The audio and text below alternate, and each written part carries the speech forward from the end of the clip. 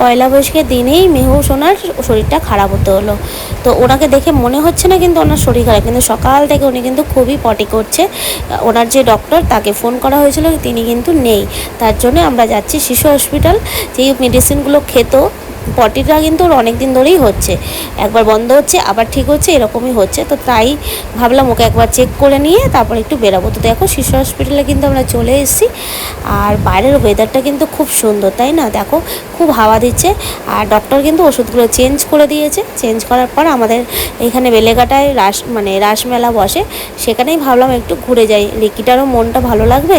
তার জন্য দেখো এসে, এই মেলাটা কিন্তু 1 মাস ধরে হয়, এখনও সবাই বসেছে।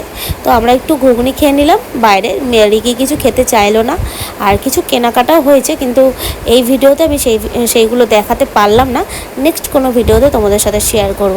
আর দেখো গরম গরম জিলাপি, আজকে কিন্তু আমি জিলাপি খাইনি। মেলা মানেই আমার কাছে একটা নতুন অনুভূতি, আর গরম গরম জিলাপি, কিন্তু আজকে সেটা খাইনি কারণ মনটা একটু খারাপ। আর দেখো এখান থেকে মেহুর সোনার কিছু টয় কিনে বাড়ি ফিরলাম।